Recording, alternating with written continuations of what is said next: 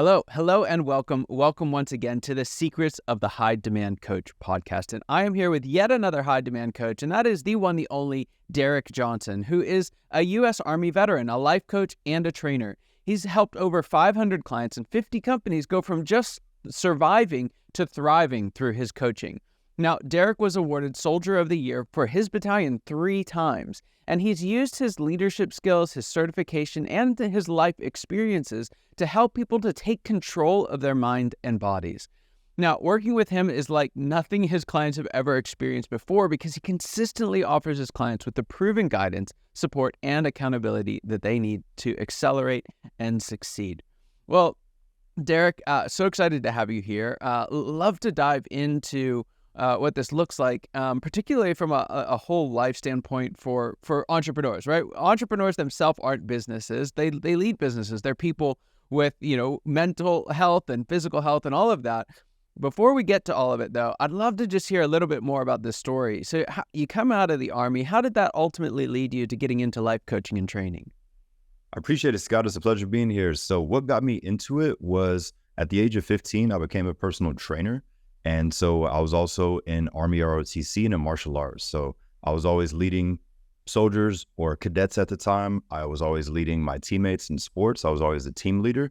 And so naturally, I was always pushed and guided into leadership roles. And so I really fell in love with helping empower other people, meet them where they're at, and slowly build them up, whether that was fitness related, sports, classroom, or just in career. But with that experience, I realized that my crazy childhood and upbringing was a gift. So it helped me allow to communicate with people better. And so that's what got me into the camaraderie of sports, nutrition, fitness, and then also with the military. So then once I got in the military, I learned how to deal with different personalities, ethnicities, cultures, colors, all these different walks of life. And I realized that the best leaders, they know how to speak to different people and build them up and speak to them differently as well. So like drill sergeant per se, they always do the knife hand, or the football coach. That works to an extent, but you can be stuck in that mode 24/7. And then also you can be reserved 24/7. Some leaders are not good leaders and people walk all over them, or they don't take him or her serious because they're too soft-spoken. So got to have a good mix and approach people with where they're at. But definitely my experience in sports, military, and then with my upbringing. My father was U.S. Army for 20 plus years, and my mother, she was a kindergarten teacher for 30 plus years. So my mother's German, father's a farmer, African-American. He's from Mississippi. So like the best of both worlds, got the work ethic. So brought that into what I do today with life experience and education, but definitely just meeting people where they're at, building them up, and seeing how you can become a better leader, which helps the team as a whole. Yeah, it's fantastic. So fast forward then to today, what would you say is some of the most important work you're doing for your clients? I would say to get rid of traumas and break old patterns. Patterns could be bad relationship with food, with alcohol, not being present with family. They crushed it in sales. They got a 6-figure month, but they're never present. They're just swipe, swipe, swipe. They're in Stripe, they're in PayPal, they're looking at Chase Business, they're doing that. And it's hard for them to be present and tap out sometimes. So definitely breaking old patterns that aren't serving them. So that way they feel like they're thriving in more than just one area. So another example could be the common guy who dominates sales, but he can't keep a relationship to save his life. Or the person that has an amazing relationship but lacks the finances. There's always one small thing, or maybe they lack the fitness.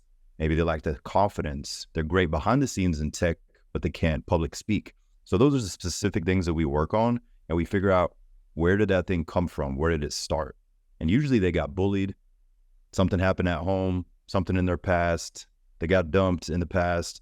Some type of heartache, failure, or mistake, and they carry that with them. So if they feel stuck and they're hitting the ceiling, we figure out why they feel stuck, and then we face it, work on that, so they feel like they have their power back and they can fully breathe again. So they're not like, man, I'm doing well here. I have the family, I have the car, I have the wife, etc., but they're still not fulfilled. And there's something in their past that they still have to fix and work on. So those are the main things that I noticed. They're doing well in career and in other areas, but they just still feel constant pressure from the outside or maybe internally.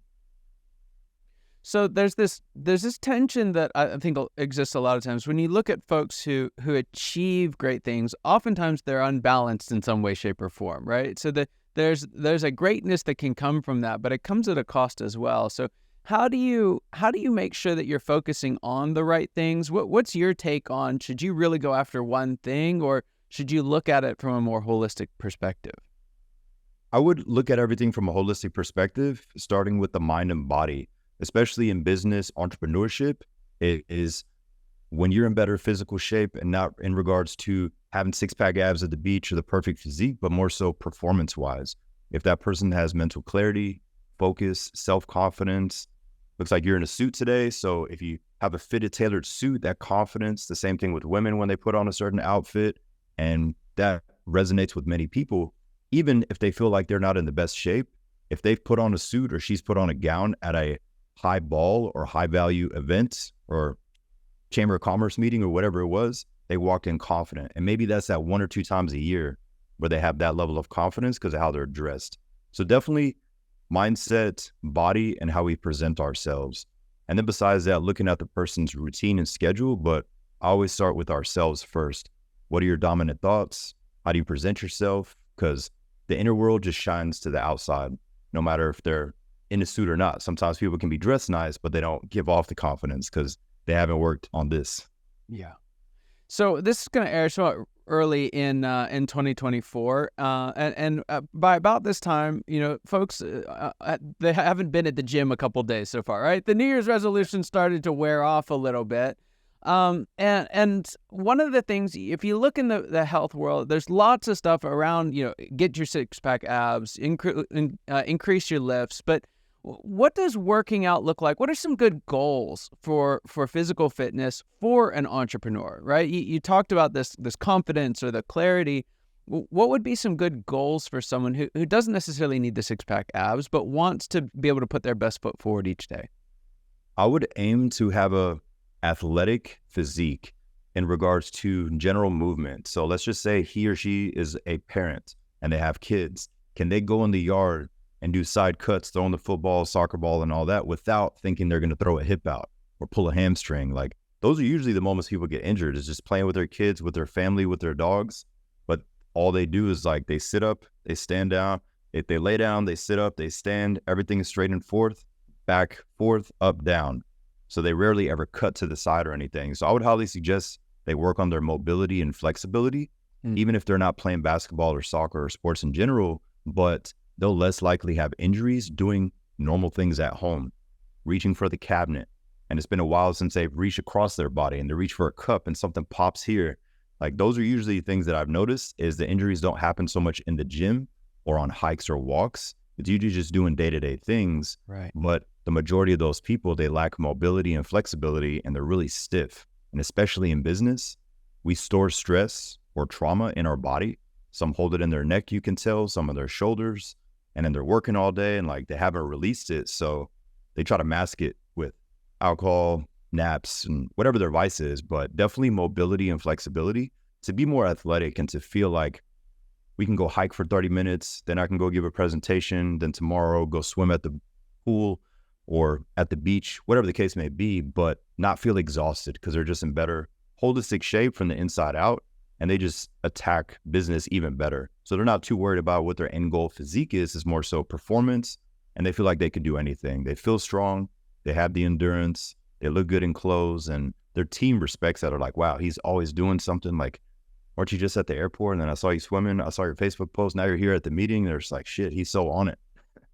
Yeah, it's fun. It's a little crazy, but one of the things that I work on with clients, especially in teams, is just the idea of stamina, right? Like being able to stay in the meeting, in the moment, because there's times when you got to get down and do some just dirty fingernails work, right? From a business standpoint, it can be taxing. And oftentimes I'm working with clients as full day sessions. And so about 2:00, right? There's just, you can hit that wall.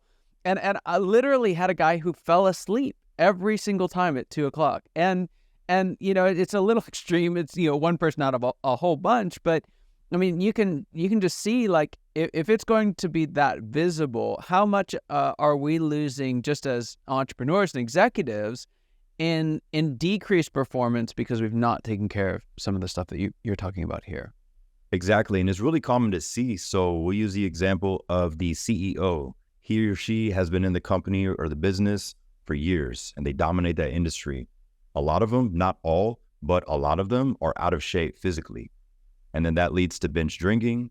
That might lead to drugs. On paper, they're successful, but you see him or her, you could tell by their skin that they don't take care of themselves. They barely sleep. And there's a difference between the young sales guy who also barely sleeps, but he takes care of himself. She takes care of herself. They just have a different level of energy. But a lot of corporate, a lot of business owners, a lot of the older guys and women, they've had bad patterns and bad habits for years, and they're successful on paper. But outside of that, you start to really notice like, oh, he's had 2 or 3 divorces. Oh, he had this, had that. And it's usually stems from they don't take care of themselves. And then they start to get angry.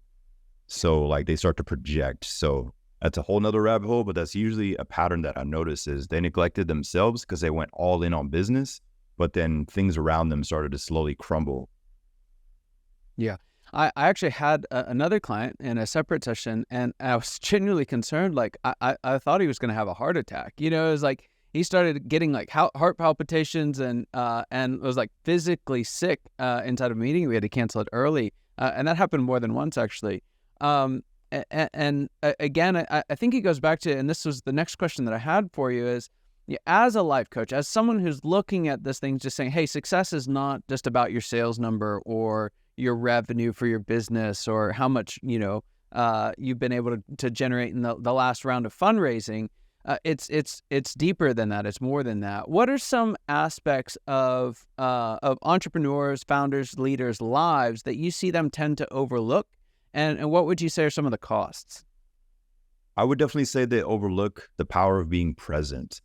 It is hard, and sometimes it's nearly impossible when they're managing a team and they have Slack, they have WhatsApp, they have Microsoft Teams, whatever CRM they have, and nonstop notifications. And that's not even counting their friend group chat who's sending you memes, and like their mind is everywhere. So nowadays, I notice the biggest issue, especially with business owners and entrepreneurs, is they're rarely present because they're always in go mode, which is good, which is why they're successful. But their friends, family, whoever they're around start to notice that even if they don't say something. You can't have one hour date without sending that email. It's like, if we can't do that. So an example, my girlfriend and I, today's Friday as we're recording this, every Friday we have a non-negotiable lunch date. I might take a picture or video of my food because like I'll post the macros and do all that, but we make sure that we're just there and present, and we force ourselves to just have a conversation, or we just look at nature. We like to eat at the ocean. And then sometimes we don't say a word because we speak all week long to people and manage teams and lead people. So we're just like complete silence. And then we slowly start a conversation 30 minutes later, but we're present, taking in the beach, wherever we're at.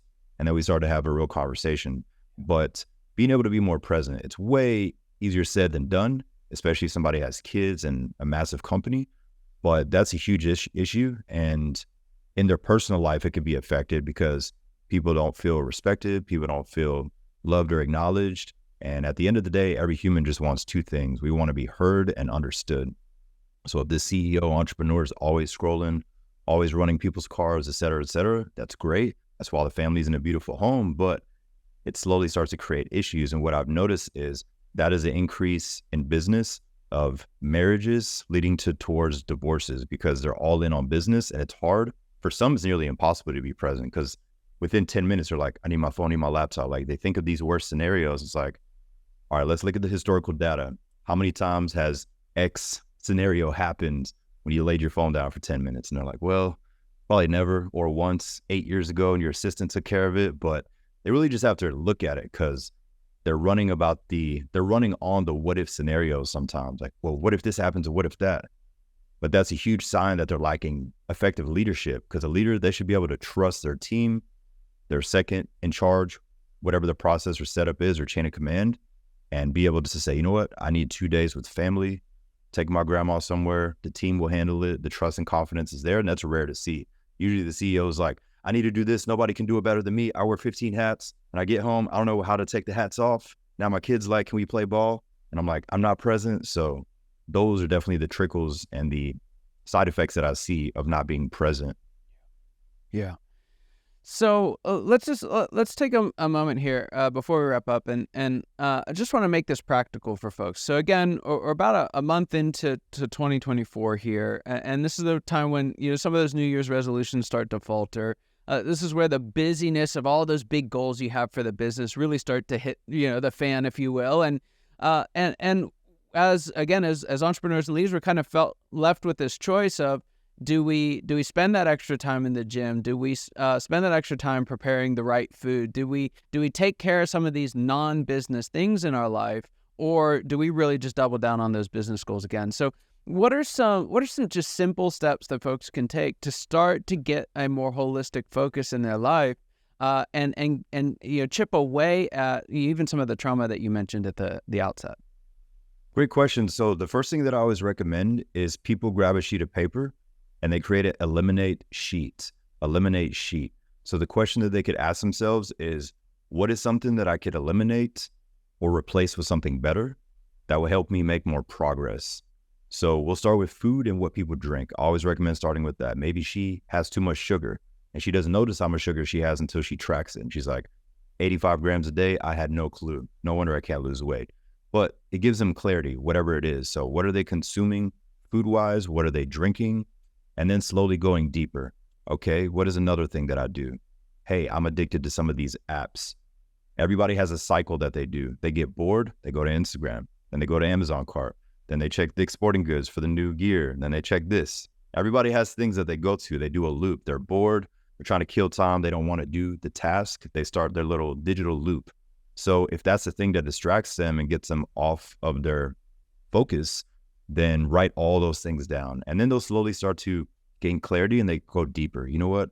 I want to get rid of that anger that I felt since I was 16 because of XYZ happened with parents, whatever that individual has. But once they write down every single thing and just being neutral about it, not being angry about it, not being sad, not self-judging, and just having full transparency, then looking at it, okay, food-wise, what can I do? Hey, I can get rid of this, I can replace that. Drinking-wise, what is this?